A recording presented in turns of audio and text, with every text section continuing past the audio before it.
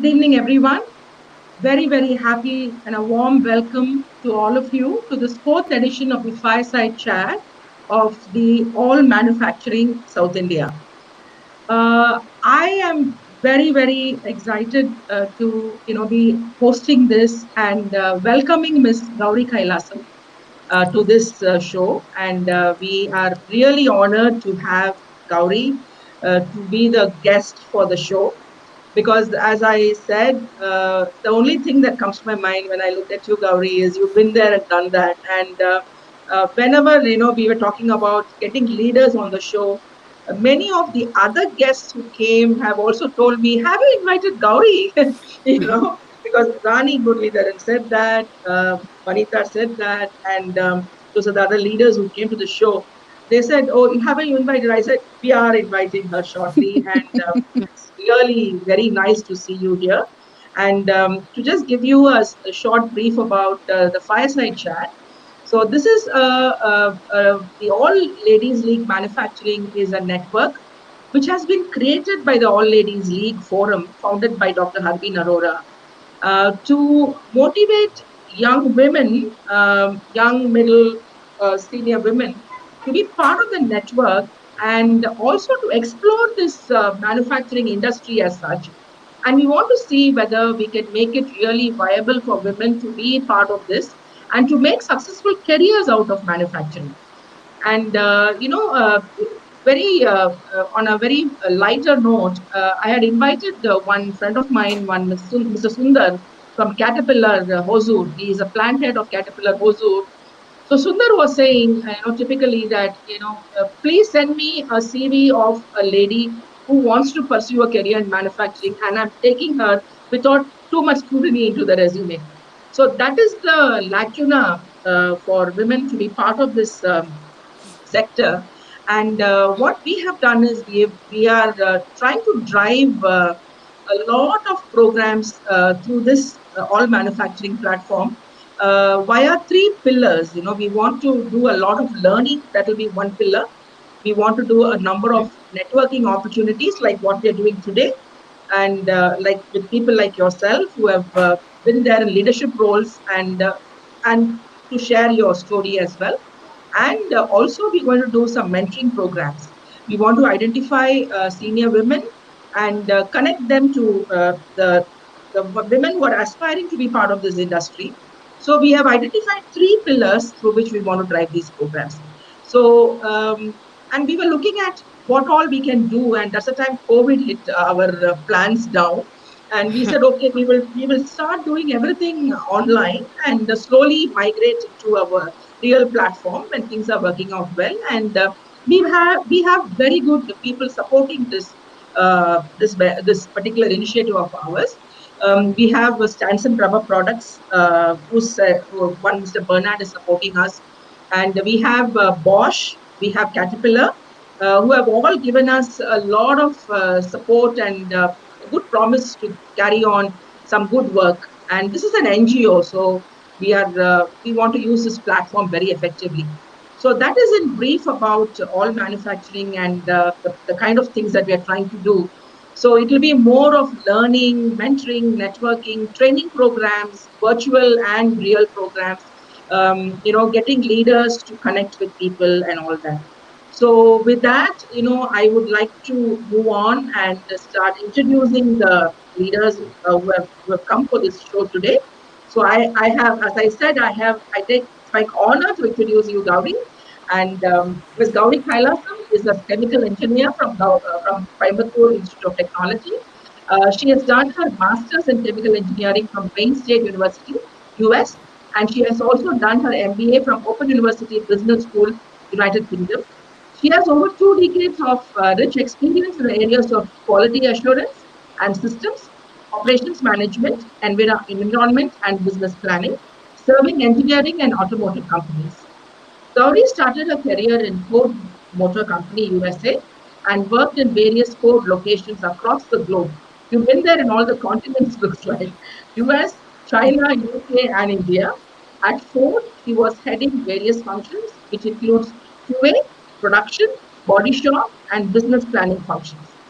In 2003, She joined Rane Madras Limited as General Manager TQM and was instrumental in winning the Deming Prize and Deming Grand Prize. Her involvement and contribution in TQM enabled RML, that is Rane Madras, to shift towards improvement-based customer-centric organization. In 2005, she was the head of materials, where she played a significant role in developing suppliers to meet the changing demands of the market by implementing supplier technical assistance system. In 2010, Gowri became the operations head, where she spearheaded the transformation of the plant towards benchmark practices, which includes lean production, systems, cellular concepts, modern layouts, etc. She was instrumental in developing transparent and stable operational ethos at shop floor at the time of increasing temporary trainee workforce through various new practices such as standard training modules and creating safe workstations. She went on to become the president of Rane Steering and Linkage Division in the year 2013, responsible for the entire business and successfully steered the organization and overcome the business stagnancy through rigorous focus on cost management and developing business, which was laid the foundation for future growth aspirations of the organization. Gowri is very passionate about teaching. She actively participates in industry associations like CII, MMA, etc. She was the vice chair of CII Tamil Nadu Manufacturing Excellence Committee. She's a past chairwoman of Indian Women Network, Tamil Nadu region. She is also involved as a member of, I think that is where I had this very, very nice opportunity to work with Gowri. She is also involved as a member of various educational institutions, governing councils like Sri Ramakrishna Engineering College, Coimbatore, and Sri Shankarlal Sundarbai Shasan Jain College for Women.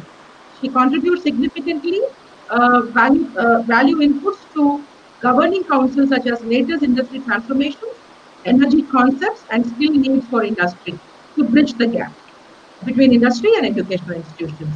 She worked in various global countries such as UK, USA, and China during a 30-year-long professional career and gained rich exposure to diverse business cultures.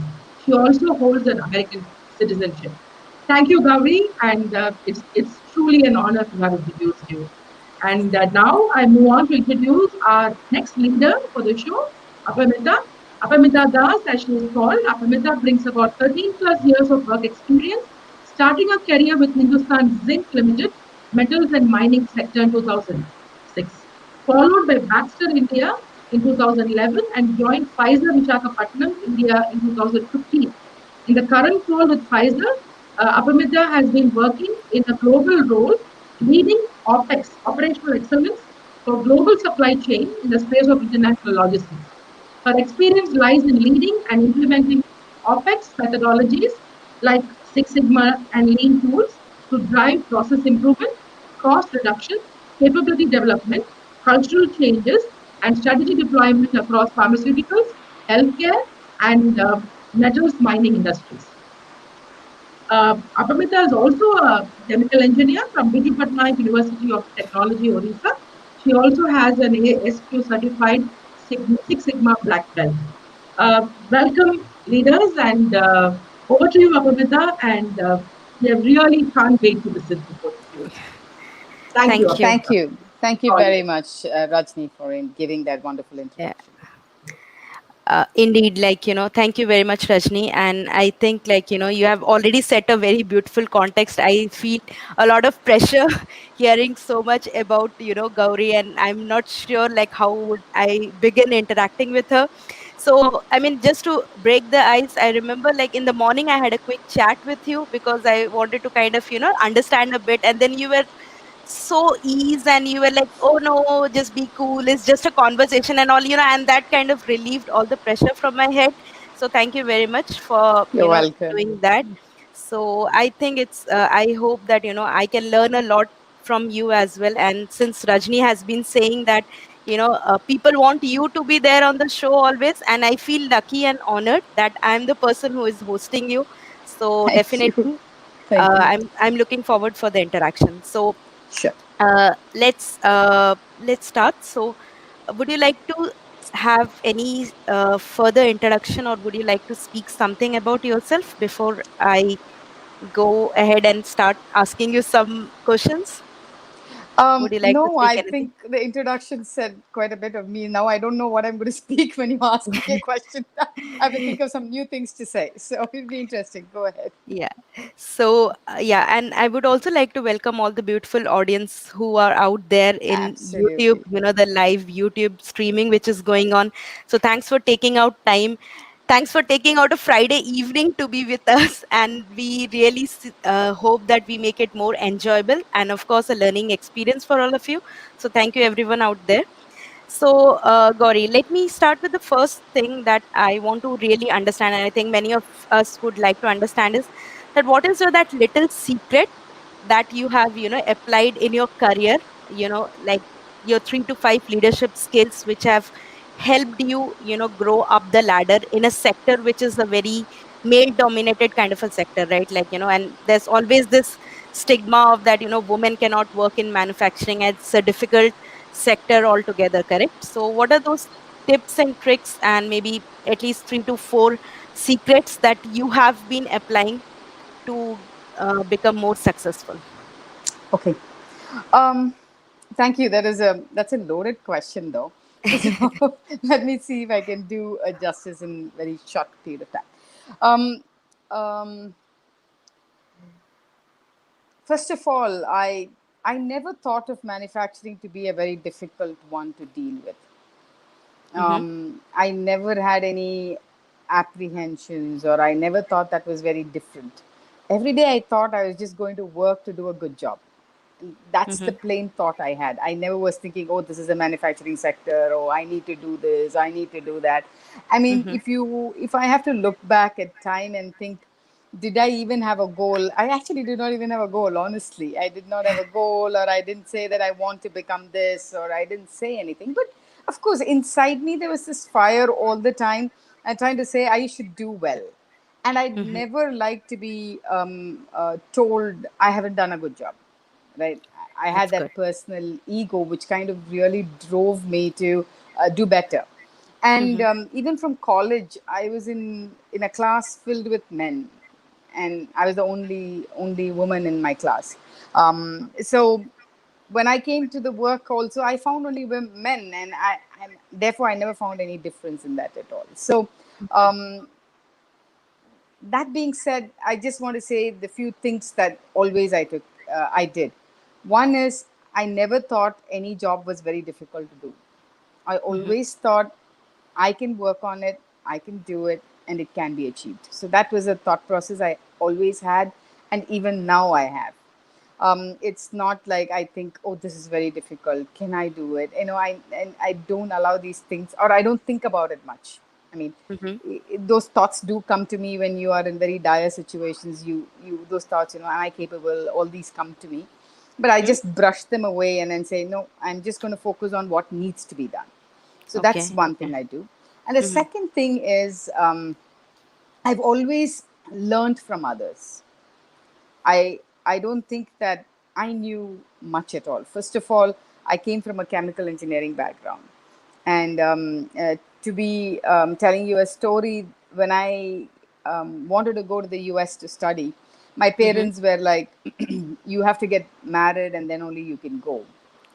So I got Yeah. married to this person who is an automobile engineer, an all in all automobile engineer. So I could only apply to the universities which are in and around Detroit. So I Okay. just applied, and I just got into Wayne State University, and that's how I started my master's program with Wayne State. And I finished master's program in chemical engineering, and I was very passionate about polymers. So I did a lot of work on polymers and things like that. And then boom, I don't get a job at all because Detroit is Oh, full of automotive industry. So then okay. my professor was very kind enough, and she kind of supported me because we were doing a project for Ford at that time. So she kind of supported me, and I got into Ford as an Mm-hmm. environmental engineer. So it was a complete Shift change, kind of. different, Yeah. yeah, Yeah. different arena. So the Mm-hmm. only way I could be alive in it is to learn.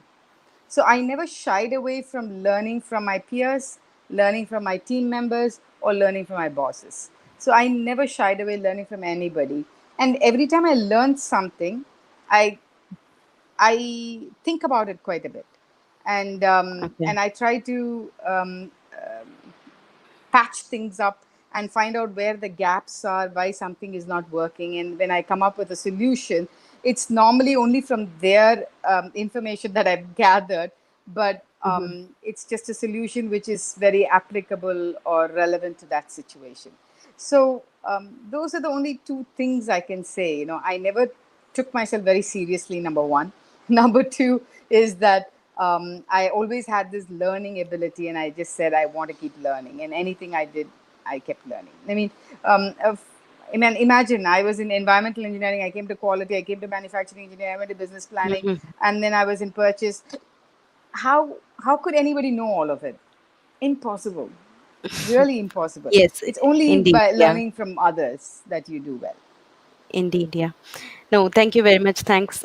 So I just, if I just have to summarize what all you said, so I think the key things and the key, traits that you carried you with you was perseverance, the eagerness to learn, your curiosity, and then to kind of reflect back on whatever you have learned, and like Yeah. just follow with the team members, follow with the people. So yeah, Correct.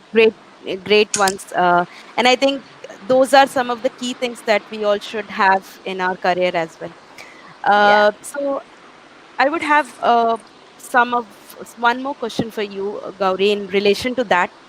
So I definitely, like, these are some of your secrets, but can you also mention some of your top challenges that you also faced, like, because sometimes there are some unique challenges which many women face together, like, unique, or maybe there are common challenges, but we don't discuss about it quite openly, and we always are very intimidated and shy, and we just keep it to ourselves or try to just resolve in our heads. So can you maybe help me with some of your challenges, and what did you do to overcome them? You know, if I have to take my career, there are challenges in every front. When you're a Hmm. woman, you find challenges in every facet. Um, Sorry, from sexual harassment Right. to Hmm. being ignored, being taken for granted, being expected to do the household work and plus, go and do your work at in the office. And in the office, people expecting you to do a lot more than the man because you're in a man's world. So, Yes. I mean, the challenges are many, and I can narrate a, few stories of my life, Sure. which Yeah. probably will help people think through. Does this really happen? But it does. It does. The first thing I want to talk is I talked about sexual harassment, and I want to touch that topic because that's a topic that's not talked about very often. Right. So when I was this young girl, I used to have this one person, a very elderly man in the place I worked, who used to call me every day in the afternoon to say that he wanted to dine with me, or I mean Okay. not dine with me, I Hmm. mean to have lunch with Go me. out for a dinner or No, no, lunch, or no. I yeah. mean, go out for lunch. Most of the time, it is Okay. lunch. And Sure, I sure. somehow Hmm. didn't feel comfortable the way he was asking me to go out. Right. Yeah. And Hmm. then he used to make comments like, your dress is beautiful. Oh, the skirt looks very nice. Oh, you have beautiful legs. And those were some things that didn't gel with me. And I was this young girl who was about 22, 23, Hmm. going to work. And I come from Coimbatore, not used to this. And I'm here in Hmm. a new land. Already, I'm trying to get used to a husband, which I was not used to anyway. I came from a very protected family, and here Hmm. I was having, and this person was very senior, and those days you didn't have many of these protection laws and things like that. Correct. Yeah. And so you're scared. So at around 11:30, when the bell starts ringing, I know that's the telephone is from him, and he was Oh. relentless. He was really relentless. I used to shiver. I was literally shiver.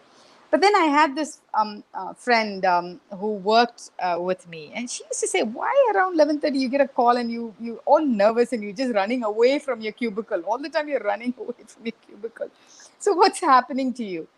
And then I told her, her name is Becky. I told Becky, "Hey, you know what, Becky? I mean, this guy is really harassing me. I really don't know how to deal with it. I feel miserable hurting him. I don't know. Maybe I'm not sure if he's hitting at me or am I taking it too seriously? I don't know what's the judgment I'm trying to make and all that." And then she says, "No, next time when he calls, you pick up the phone and I'll stand next to you and I will tell you, put him on speaker and I'll write and tell you what you have to tell him and you just keep telling him." Mhm. So then I put it on Mhm. speaker, and God bless Becky. She wrote every sentence literally on what I should say. I kept That's repeating, and so then nice. Yeah. and it just completely stopped. See, the point I'm trying to say is I went through this for about 2 months, not knowing what to do. I can't go Mhm. tell my husband because I was just recently married and I was not very comfortable trying to tell him this. And I was very worried that he will take it, and give me advice that I can't deal with. So there's something I couldn't tell him. There's Mhm. something that I couldn't tell my mom or dad because then they'll think I'm in this environment, very hostile environment where I'm trying to deal with things very difficult and they'll be like pouncing on me. So there was nobody I could really go to. Go to, yeah. So the advice on hindsight now, on the advice I would like to give is, I found a Becky, and I'm sure you'll find some woman out there. So reach out. You normally don't reach out to your family Yeah. or I mean, not don't reach out to your family because normally there's a lot of judgments that get made, and and there are so many things that happen. A friend is normally a better person to deal with on such kind of situations, and then if you reach out to them better, then you don't have to go through the agony that you go through for a longer Mhm. period of time. So that's an advice I would Mhm. like to leave Sure. with people. Sure. The second one is there's family issues. So Mhm. here I was, I had this kid, and my son was born, and he was Mhm. 9 months old, and I had to go and leave him in a daycare and then go to work. I go to work and I feel really miserable leaving him in daycare, and I'm sitting there and crying and crying and crying, and and I was Okay. so surprised. There was this elderly, I wouldn't say elderly, probably I'm elderly right now. So she was around my age at that time. She walked up to me and she said, "Why are you sitting here and crying?" I said, "No, I dropped my son, and I'm feeling miserable. I dropped him. Am I doing justice to my son?" And she says, "You've just got a child. Don't worry, you've got many more tears to leave, so don't lose them all today." Yeah. And I That's didn't good. realize what she said, and then I said, I just looked at her very differently, and then she came back and she said, "You know what? When he's in the teens, you'll cry a lot more because he Mhm. wouldn't come back home on time, and you wouldn't know where he is or what is happening, and so those will be more. So save them for that time, So, so Mhm. she was just trying to say that take it easy, don't kill yourself, don't guilt trip yourself, Right. don't say that you have to be this perfect person. You're always Mm. comparing the other side and saying the grass is greener on the other side, and being very critical of yourself. So the advice I would like to leave with people is, don't do that to yourself. One has to be very positive. Each one of us have to be very positive because the challenges in life is so much. It's just not only work, it's family, it's children, it's friends, it's social. You want to go out with people, and you want to network with people. It's work, Mhm. everything is there. So unless you're positive within, there's no way you can achieve anything, and nobody else will make you feel positive. Nobody else in the world cares about you. If Definitely, you yeah. don't care about yourself, who will care about you? So, the most important lesson I want to leave with all of you is, feel positive about yourself. Sit down every day for some period of time, maybe 5 minutes or 10 minutes, and talk to yourself on how good you are. Mhm. It helps. It helps. And you may think it's a chore. You may think it's, oh my God, I don't feel good doing this. Am I really good? It's okay. Let those thoughts come too. It's Yeah. okay. let them come, and then get over that. And then, when there is small success you see, be happy about it. Many times, all Definitely. success, we don't celebrate much, especially women. Yeah. We don't celebrate much. At work, especially, we don't celebrate much.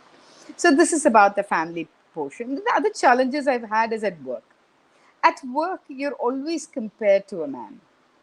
Okay, Mm-hmm. for example, when I was at Rane, um, I can I can assure you, if I were a man, I probably would have got promoted much ahead of time. Mm-hmm. Okay, um, but when you're a woman, um, it takes a little longer time, and I'm not saying this with any grudge, and I don't want anyone listening to this saying that I'm saying this out of any grudge. No, Mm-hmm. it is the situation. We all have to be cognizant of the situation. And the reason I say we have to be cognizant of the situation is, we not cognizant, we have to take cognizance of the situation. And the reason I'm saying that is, there have not been many women in leadership positions. So if Mm-hmm. I were a business owner, I want to make sure that if there is a leader who's coming there, I want to feel confident that the leader will be able to do a good job. And this is a fair expectation.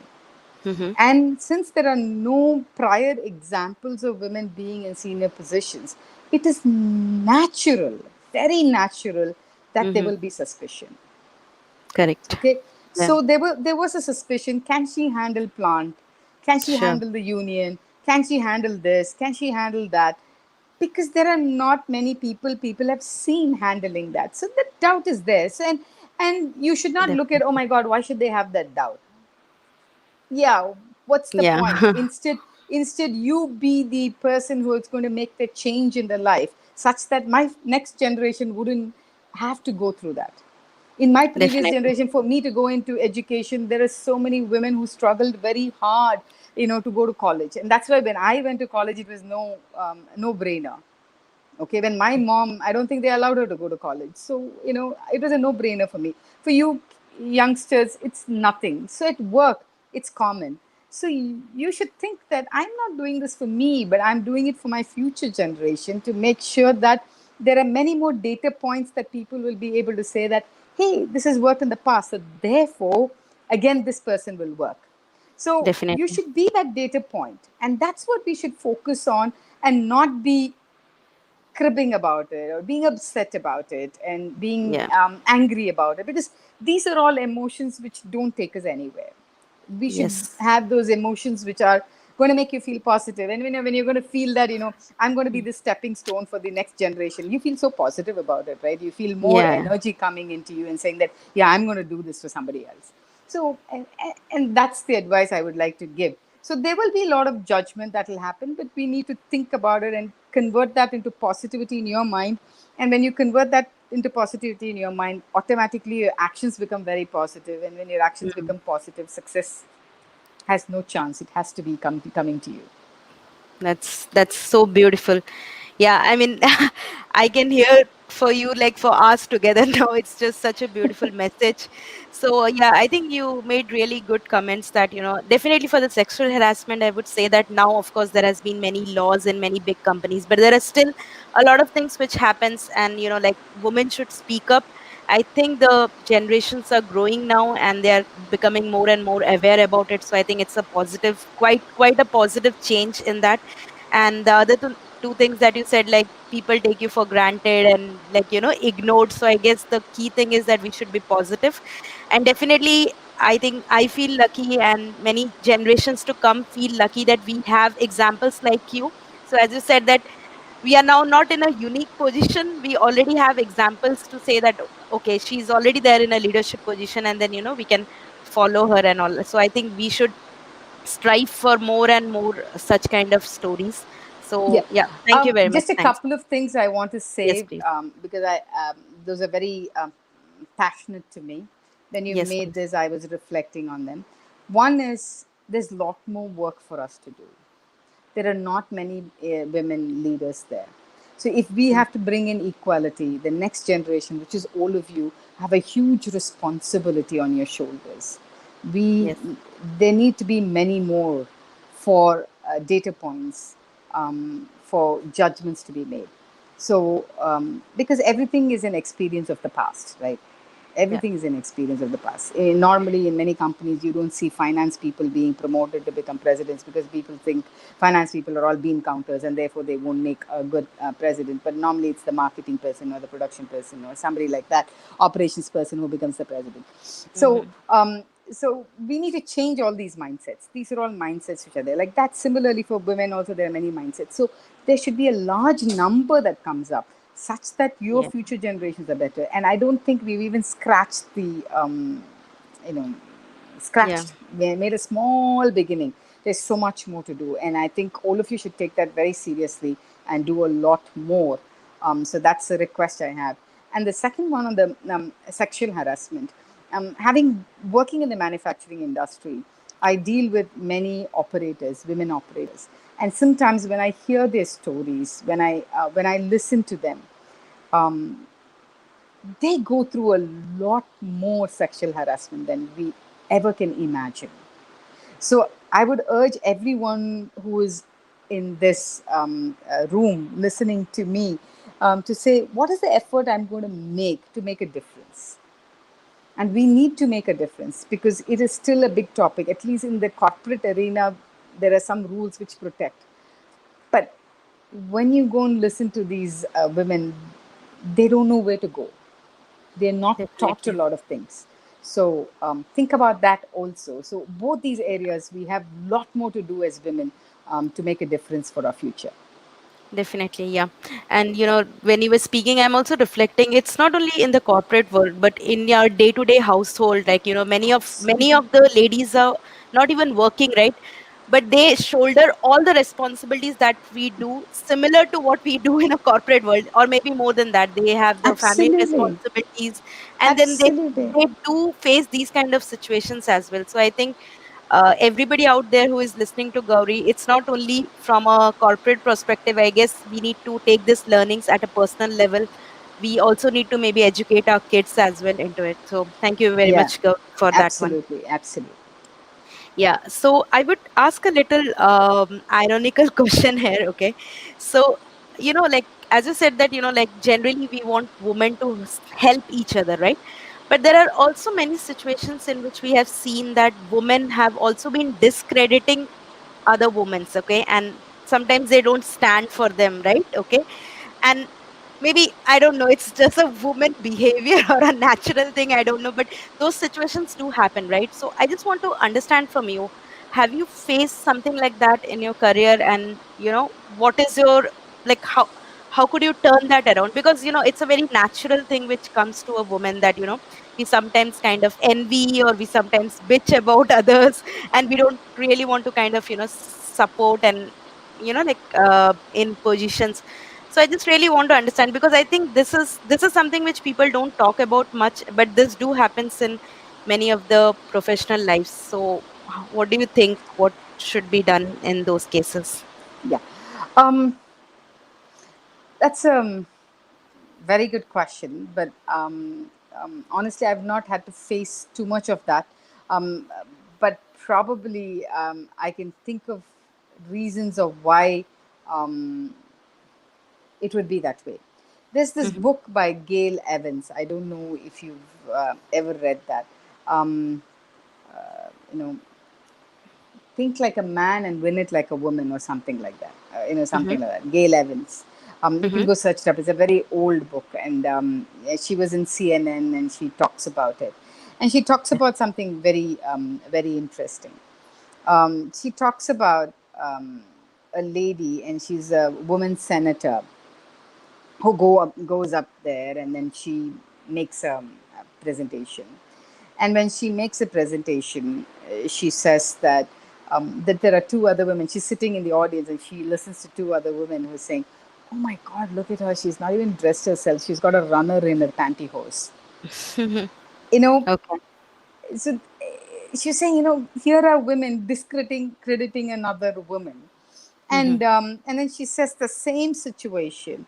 She goes and she sits, because she's a reporter. She went and sat in a Nobel Prize winner place, And she said she goes and sits there, and there comes a man who's probably a Nobel Prize winner, who comes in there very shabbily dressed, and he speaks. And then immediately there are a lot of people, including women, who are saying that, oh my God, the guy is so knowledgeable, he doesn't have time to even dress up. You Okay. see the difference? The situation is the Yeah. same, Yeah, yeah, but yeah. then Exactly. our Understood. the way we measure a woman is very, very different. So now Correct. taking that parlance to the corporate world, you see women who have struggled very hard to Mm-hmm. come to that position. They've Mm-hmm. really struggled hard to come to leadership positions.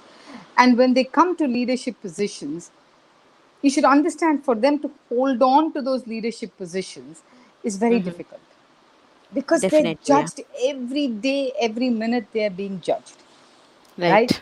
So at that time, if they have to promote a woman who is a little below, the Mm-hmm. women, they're expected here, man has to be here and the woman has to be here to even be considered as equals, right? So if this woman is falling a little short, Mm-hmm. this person who's on top has no chance of supporting this woman, because then she will lose her opportunity to be there, Definitely. Yeah. right? Mm-hmm. So we should also look at it from that perspective of the woman who's not supporting, and say, what is happening in that person's mind, or why this is happening. Because innately, I think women, we are all people who want to support each other. Just to give you an example, at Ford, we were all there, and we went on this go-karting thing, Mm-hmm. a picnic. So we were four women, and then there were about 10 men who were there.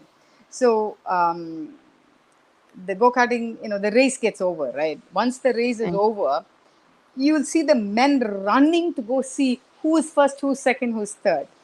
Whereas the women are there, hey, wow, we had a good time, right? This is what we did. Oh, I Yeah. had this difficulty here. This is what I did. This is what I... We were not interested in going and seeing who's number one, number two, number three at all. Or, Right. whether you were Right. number one or number two. We don't have that in our mind. So, Right. so by nature, we are people who want to support each other. We are people who are caring, because that's Right. how Lord has made us, and that's a Mm-hmm. good thing. I mean, we are supposed to be caregivers. So Yeah. naturally, we all want to protect. But now, when you come to a corporate world, it's completely different. It's Mm-hmm. very different from what you're used to as a Right. generation, or as a species, women as a Right. species, if I have to call. The Yeah. way we are brought up to the corporate world is completely different. And the reason it is different is because most of these corporate rules were done by men, or were created by men. So only now women are coming into these corporate roles. So Definitely. always, for example, I get measured all the time to a man. I don't get measured to a woman.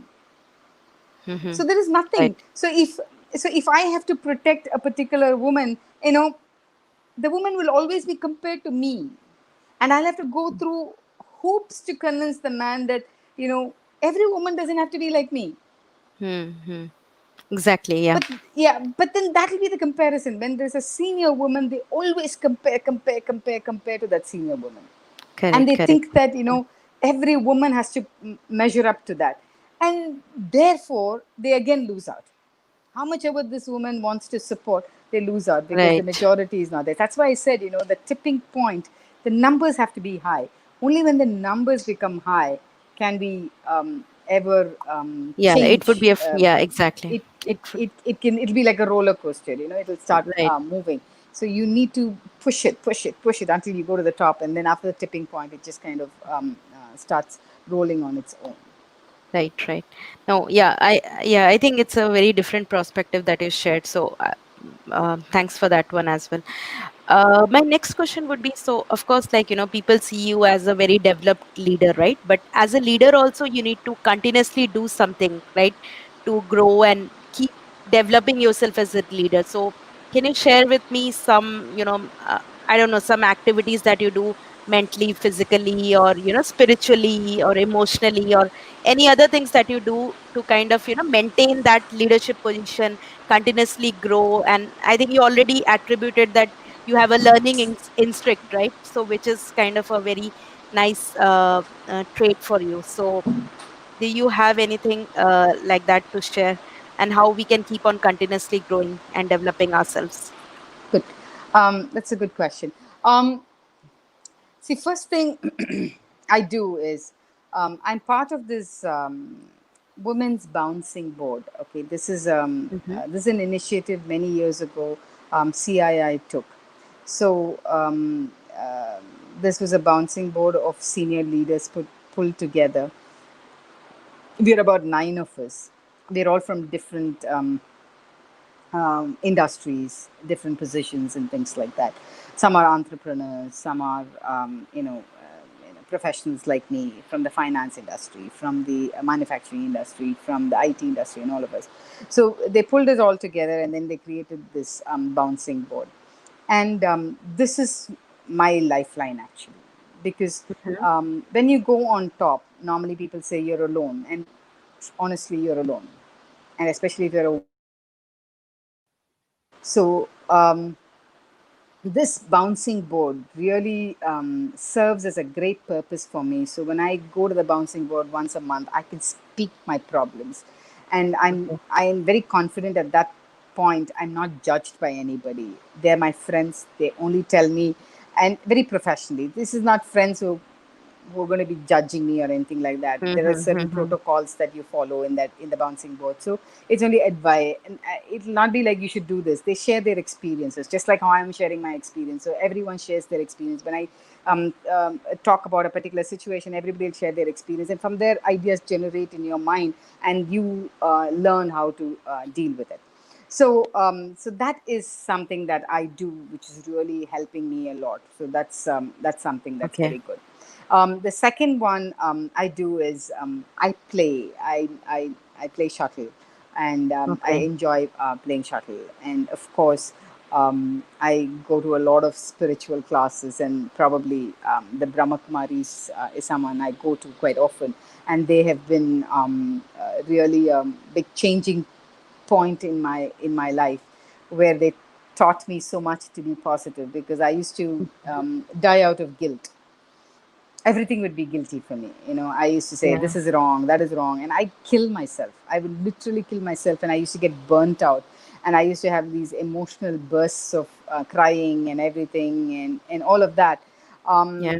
And going to the Brahma Kumaris really helped me a lot. They said, you have to be positive about yourself, and if you're not positive, who will be? So Definitely. and Yeah. that has really helped and has been a great eye opener. So I do my meditation with them and all of that. So it is really good.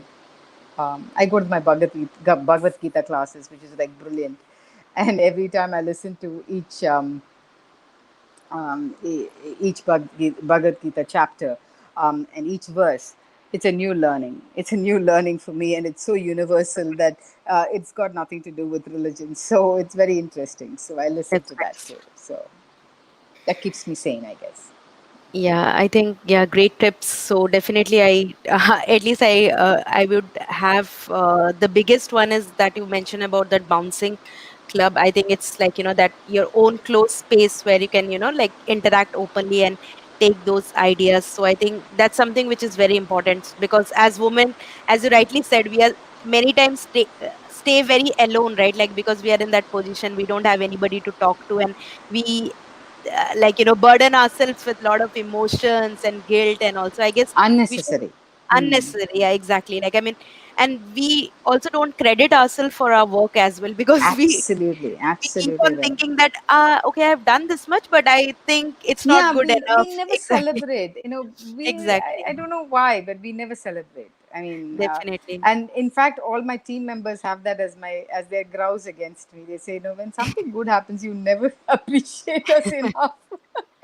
Yeah, yeah, I You've think just that. moved on to the next one. So Yes, yes. So I think that's very nice. And of course, like, this positivity is something which is very important.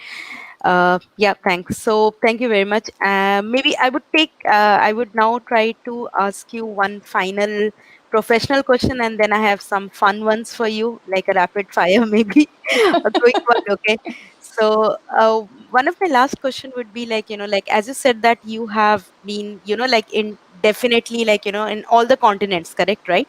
So since we have audience here from India and from other areas, so I want to understand is that, do you see some common challenges of women which you have seen internationally and in India as well, right? Like, because sometimes we feel that, okay, she is a woman in the international space or at a global space, so there are no issues. So do you see something like that, and so that I just want to give a perspective that things are not the other side of the mountain is always green and things like that, right? So do you see that, and how are you perceived when you have worked internationally and when now in India?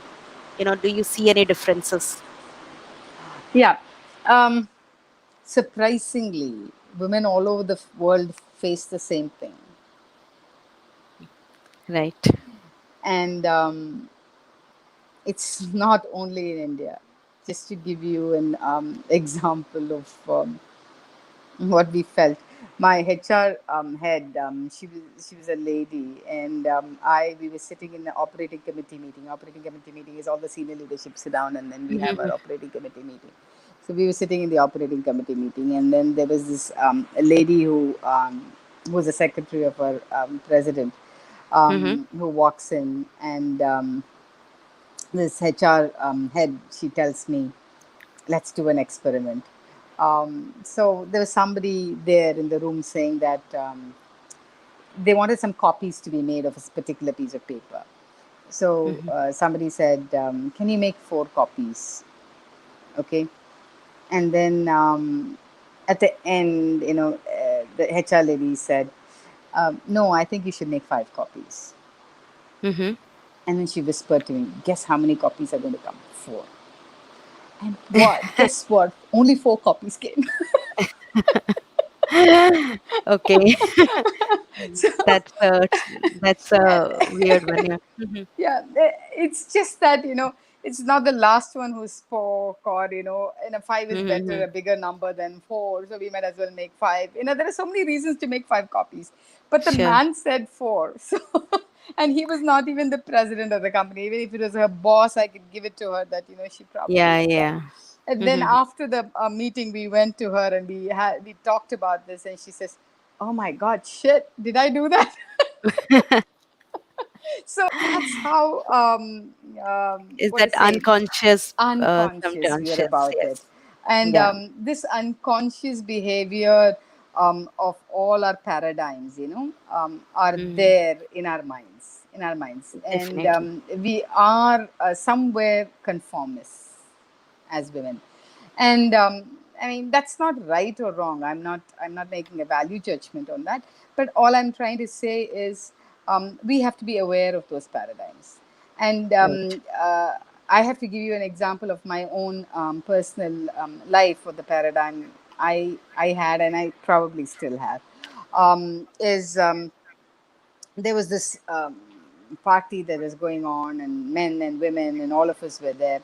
And there comes a man who comes and says, hey, do you know how to cook? And I'm not a very good cook, okay? So I kind of say, oh, well, no, but my husband cooks well. And I'm trying to make a joke out of this and then walk out or wiggle out of that situation.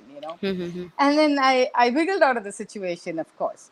And then there was this other man, one of our plant heads' wife, who was also there.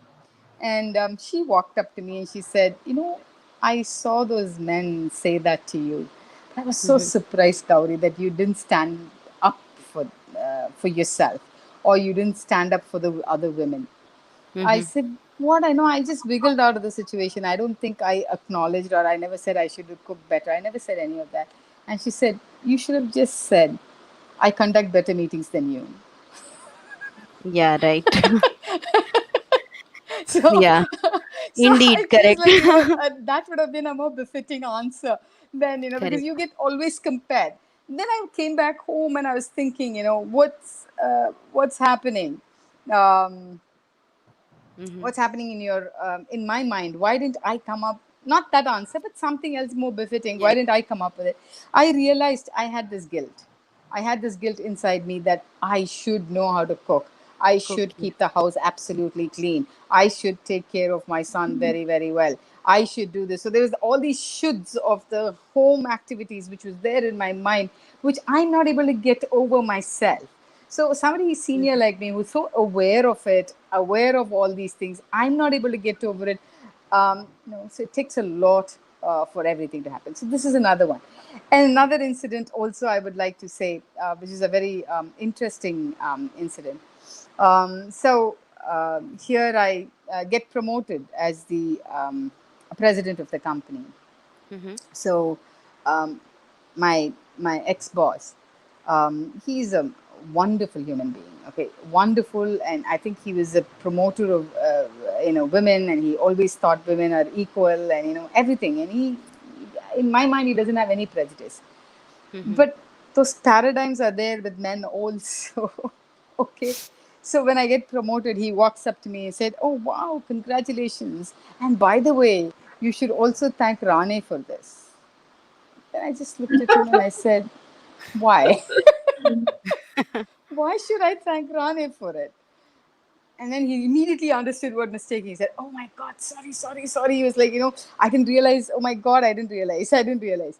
So it's like even such people who are so evolved, tripped. Mm-hmm. That's because, like I previously said, all the data points, and this is there in every country. I've seen when I was in UK and when I came to India, I go to my boss and then he tells me, why are you quitting for?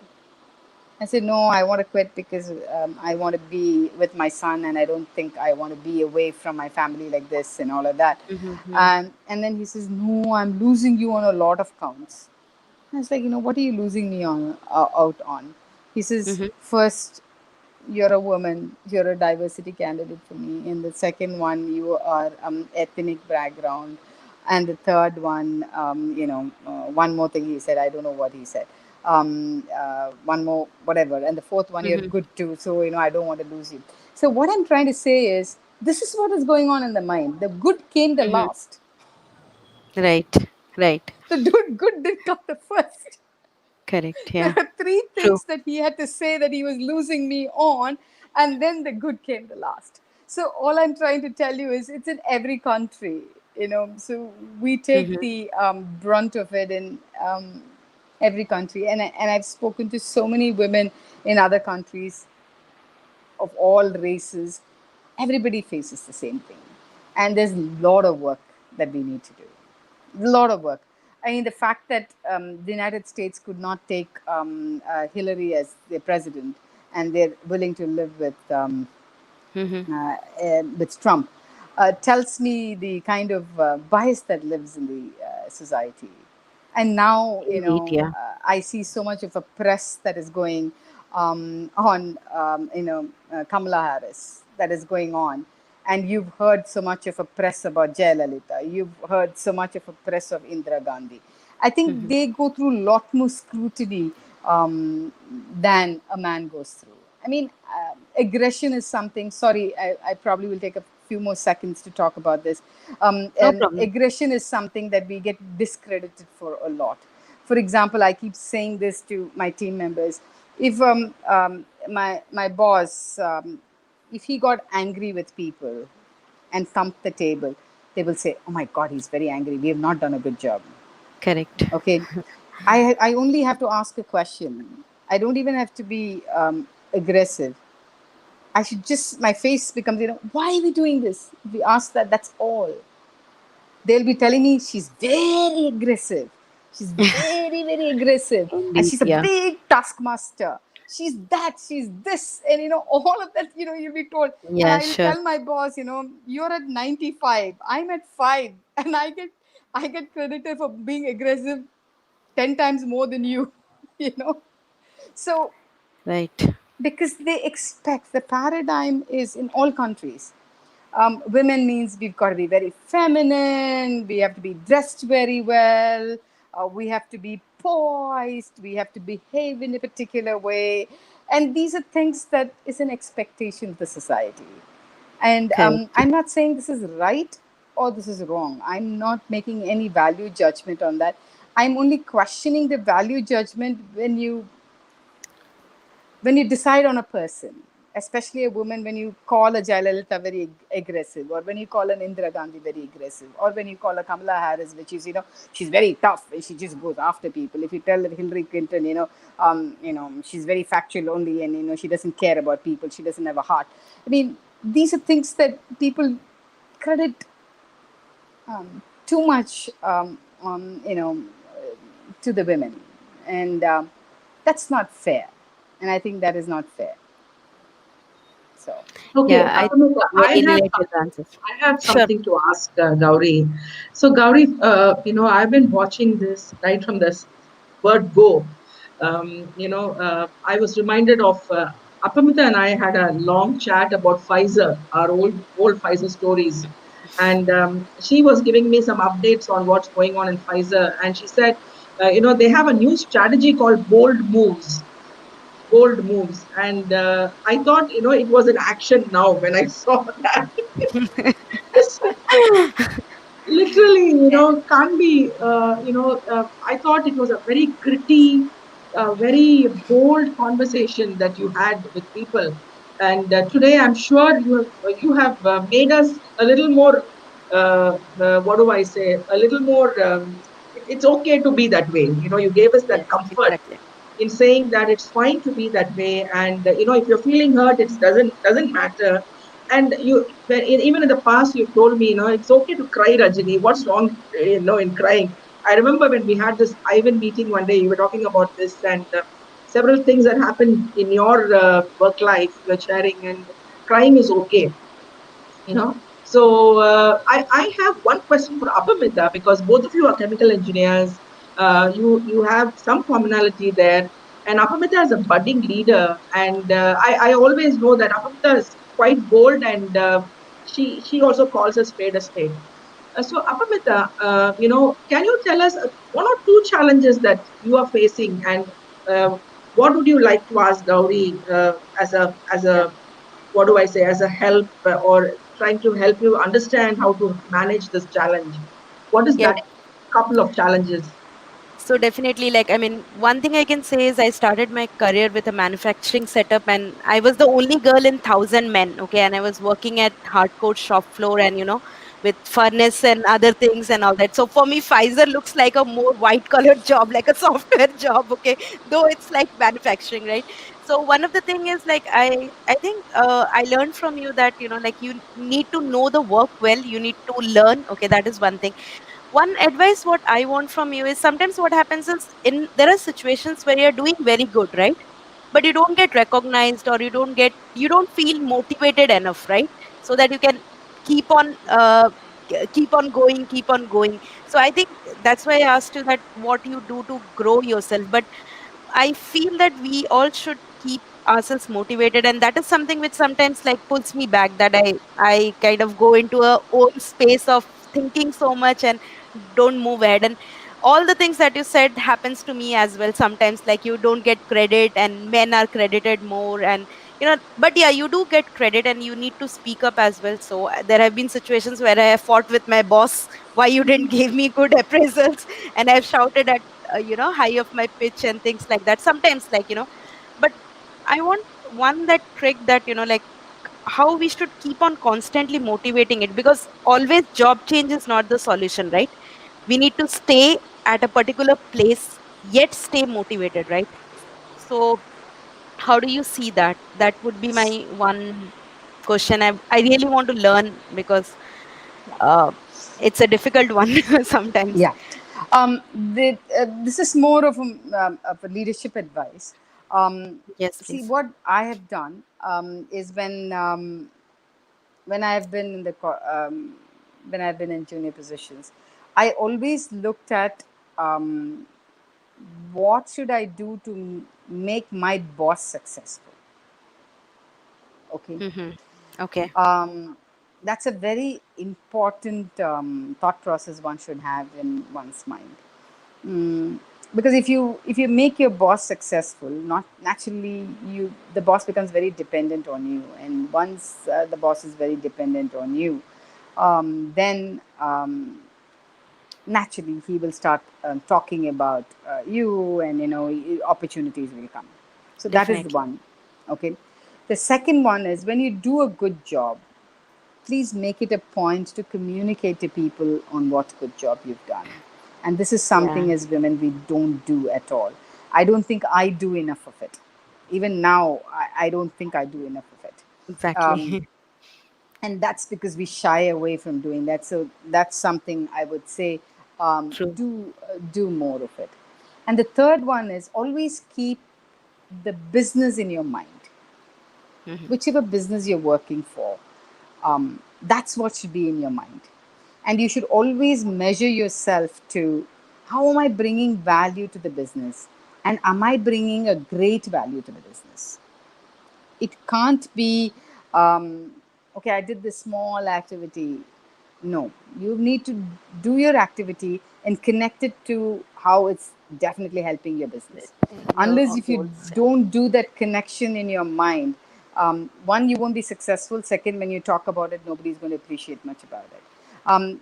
But you will get recognized the minute you do this, because everybody wants someone to help them grow their business or do their business to do well. That's the third point. The fourth point I would want to talk about is, this is a favorite one of mine, but I also saw Dhoni use it a lot. So I might as well say that. Focus on the process more than the result. Mm-hmm. Okay. Absolutely. Yeah. Focus on the process. So anything you do, have a process and then keep doing that process. And when you don't get the result, at least you've now learned that this will not give the result. So the next time you will do a better job. So that'll be a good learning for you. So if you have this in your mind, you're much, much better off. If you just follow these four principles, I think you will be very successful. If you want, I'll repeat them again. Number one is to see how to make your boss successful. Successful. The Yeah. second one is to say, whatever you do, try to make sure you communicate that to people and let people be known. Third one, the things that you work on have to have a big impact to the business, and always be focused on your business, whatever business you are.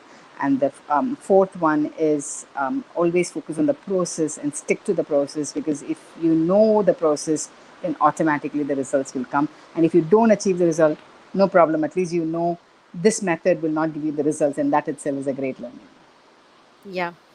No, absolutely. And I think you have made this very clear that you are the only person who can tell your own story, right? So I think that's very, very important and we all should follow this.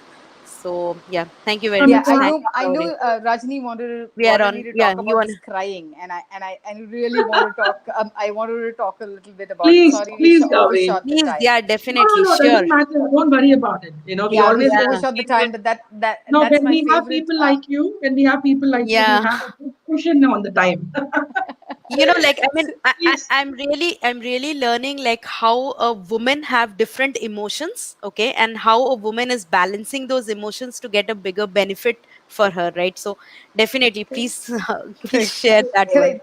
Great. So, you know, you have bad appraisals. Everybody gets bad appraisals, right? So, I also got a bad appraisal, and then, naturally, one way women express our feelings is through crying. You don't have to cry only when you're sad. You cry when you are self pitying yourself. You cry when you're angry. You cry when you're in too much of joy. Yes, You cry for everything. So that's just an expression. And that's okay to cry. And these rules were written by men that women should not cry in a corporate office. And I've always told men, especially when I went to Caterpillar, somebody got up and said, so what? When a woman cries, I don't know what to do. I said, when a man shouts at you, do you know what to do? And he says, yeah, I do know wow, how to do. I said, yeah, do the same for the woman too. It's just her expression. You don't have to be pathetic, I mean, feeling pity for her. You don't have to do anything. Do you feel pity for a man who comes and shouts at you? No, no, no, no. I ignore him. Ignore the woman too. We will know how to get ourselves out of that situation. We are not people who need, we are not with begging bowls here, begging you to do exactly. something for us. It's just an expression. And we are expressing. So, to the women who are listening to it, okay, cry, don't worry about it. just go on. It's just an expression, and it's okay. You can have all your expressions. Men have their own different expressions. My husband gets angry for everything, and that's perfectly fine. I cry for everything, and that's perfectly fine. There's nothing. There's nothing wrong about it. That doesn't make me a weaker person, and that doesn't make him a stronger person. No, mentally Yes. both of us are equally strong, and we come with the same same level of thought process. So I don't think we should feel bad if we cry, or we should feel very bad when somebody gets angry like that, like a man too. And it's all equal. It's just an expression of emotion. So just don't worry about crying. Cry as hard as you can, and nothing will happen, and you will know how to get out of it too. Okay. Yeah. So Gauri, Very nice. for manufacturing the sector itself, what would be like you gave 3 points in the previous discussion. What would you give as three important points to say that this is a good canvas for women? Manufacturing sector will be a good canvas for women, if you feel like that, No, because I actually have a lot of theories of why women should be only in manufacturing. oh wow, fantastic! Please, this forum is for you then. Yeah, number one, look at it from a personal standpoint. There are not many women, so the opportunity for you to grow is more. Um, Okay, so Absolutely. because Wow. yeah, because Thank. there are many. The competition is less. So think about it that Definitely. way. And all the companies have their own agenda of they have to promote women. So you might as well use that. So there's nothing wrong in using that to better yourself. So that's one reason. That's a personal reason. The second reason is it's wonderful hours actually. Mhm. Manufacturing, it's like fixed hours. You're in a shift, you go at 8, you get out at a particular time, that's it. It's not like the IT industry, which is like they go on and on and on and on and on and never I ends. know. Never ends. Unbelievable. Yeah. Yeah. Unbelievably, the time never ends. You don't know the difference between a home and work. So why have that? You just do that, shut that off, you come here, you're perfectly okay. So that's the second reason why you would be in manufacturing. And then third reason is manufacturing is a lot of fun.